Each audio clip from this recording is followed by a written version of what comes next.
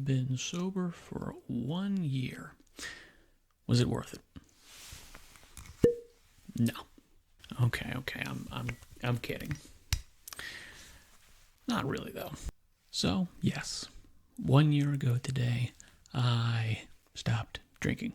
To be perfectly honest, I did it accidentally. I didn't actually intend to become sober, and sobriety to me has inherent ties to sort of like, Alcoholics Anonymous, NA, these types of things where sobriety is a lifestyle choice.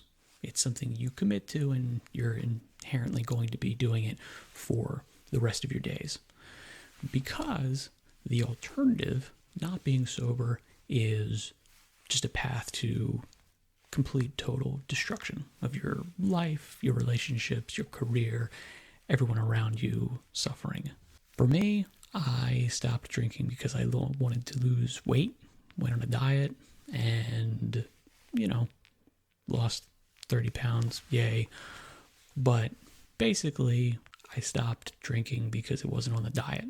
And while I will say that I probably did work up to drinking a fairly large volume, it never seemed like a problem for me. And I think the fact that I kind of just forgot to drink kind of proves that it wasn't really something that had a hold on me. However, if I were to go and speak to some, Alcoholics Anonymous counselor or, some sort of addiction counselor or something like that, and they ask the amount of, alcohol that I was consuming, they would probably say, well, you got a problem. That's completely reasonable because you've got to diagnose these things somehow, and a quantifiable measurement of, the amount of alcohol units you ingest in, a week makes sense.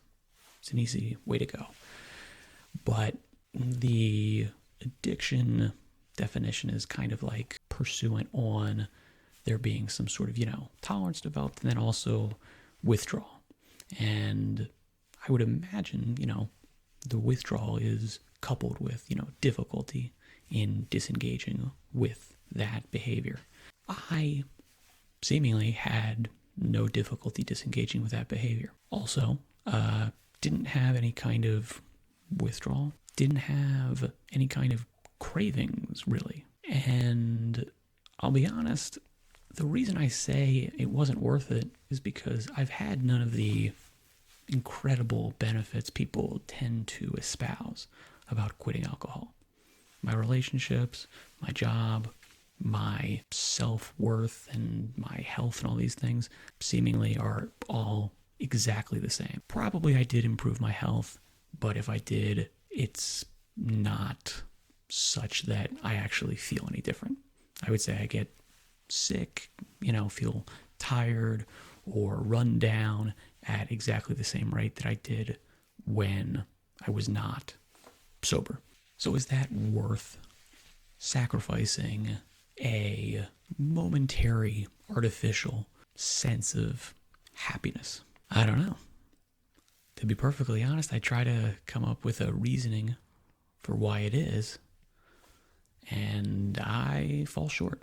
I can't really honestly figure out a reason why giving up this thing that makes me feel happy is worth it.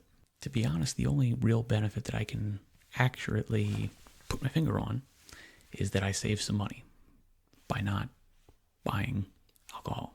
That's not nothing, but people waste money on all kinds of things all the time. I mean, you waste money on a habit. You've got, Warhammer 40K. That's a way more expensive habit. And if that thing gives you happiness, no one would begrudge you. Oh, hey, you bought you bought some new Custodes figures. Is it worth $400 to get a couple pieces of plastic? No, definitely not. But if you want to do it, go nuts. Unfortunately, the idea of alcohol being, a hobby tied in with other people's alcohol as addiction, and they tend to be very difficult to separate because people that have bad experiences with that very reasonably associate anybody using it with that bad experience. And maybe that's unfair, but it's completely understandable. But is it worth giving up that thing that you enjoy for some perceived payoff? Now, the perception of that payoff might be accurate in some people's experiences. The benefits that they get from quitting whatever thing that they're doing that gives them happiness might be really severe, might be really incredible, might be really, life-changing. Hey, you've got, a cirrhotic liver. You're going to die if you don't quit alcohol.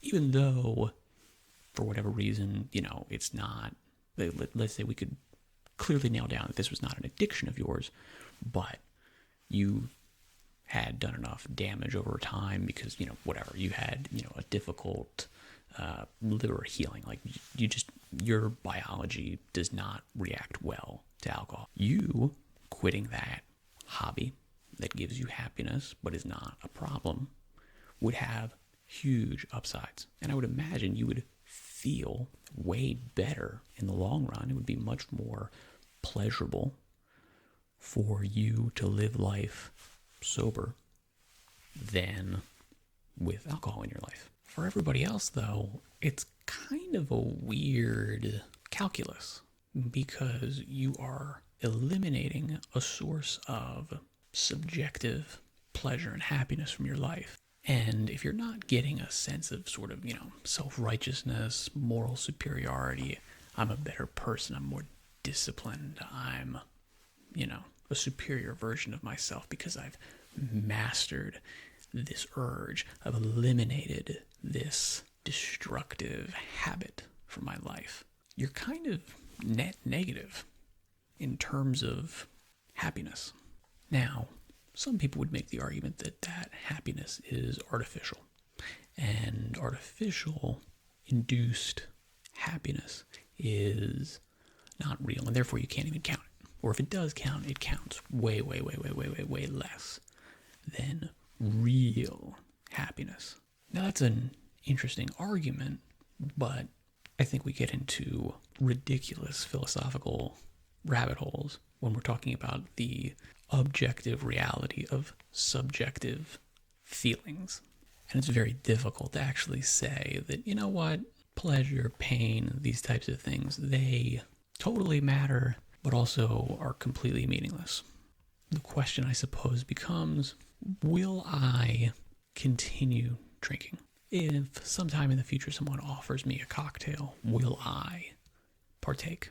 Probably not. As of right now, foreseeable future, no. I do not intend to continue drinking.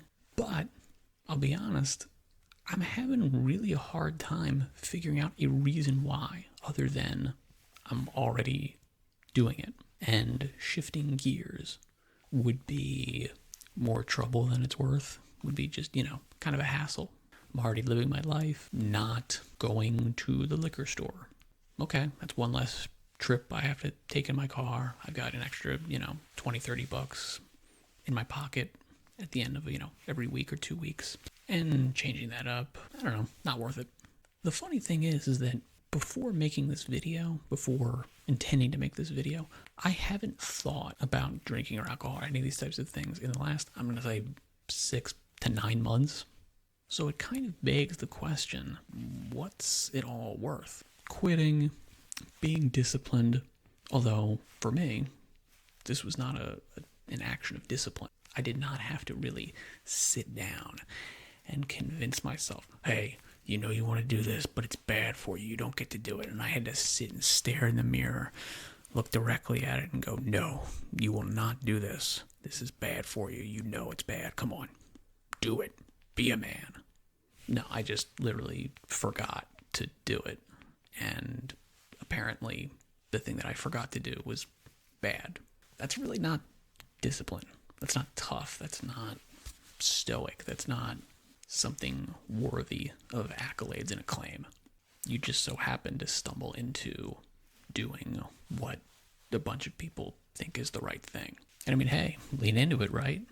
But I could have made this video about, oh man, I've had incredible experiences and everything about my life has just been turned around completely because of that evil demon that I exercised for myself. And to be honest, I'd probably get more views if that were the case, if that was the video that I was making. But it would be totally dishonest. And that dishonesty would gall me far more than the lack of views this video may or may not get. Because that dishonesty would be an actual moral failing. I would feel bad about that. I would feel bad about lying. However, if I were to pick up that bottle that I had for the intro, I got a nice cork pull, and took a sip of it, I don't think I would actually feel bad. I don't think I would actually feel guilty. I might, because the reflected feelings of some people around me would be like, oh, he gave up, he failed, he couldn't stick with it. And that might sting for a second, but then I would remember, no, this was never about them. This was about me, and drinking or not, it seems to make no difference to me. So the idea of doing things purely for the sake of other people, which kind of is why I quit drinking, I suppose, and why I went on a diet even, really. I didn't go on a diet because, oh man, I really need to lose weight. I feel really bad about it. I was like, no.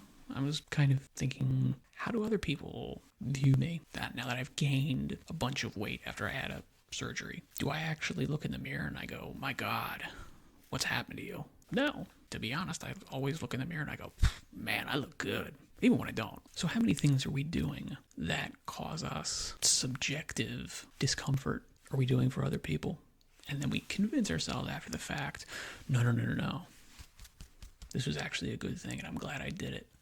And if I miss that feeling of happiness from biting into a big piece of pie or having a drink or smoking a cigarette, well, if that's a real hole in my life, it's nothing. Don't even worry about it. Those other people think I'm really cool because I quit. And you know what? I am really cool because I quit, because that makes me a big, tough, strong individual. I got that mental toughness.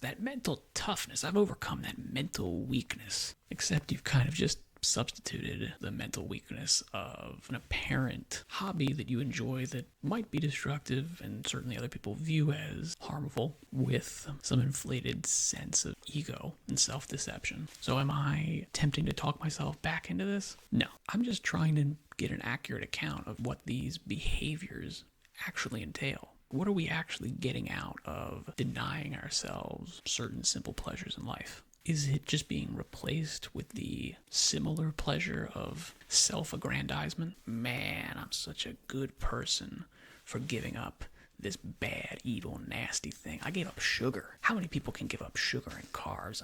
It's an incredible addiction. Everybody's got it, not me. That sort of pomposity feels worse than, man, this person can't go a meal without drinking. Now, obviously, if they're hurting themselves, okay, it's a different story, but this person can't go through life without altering their mood. How many people are chronically on antidepressants? How many people are taking pills every single day that are prescribed by them? I suppose what I'm getting at here is the objective moralizing that is placed upon these behaviors that depend on inherently subjective realities. These realities don't actually mix, they don't mingle, but people want to connect them.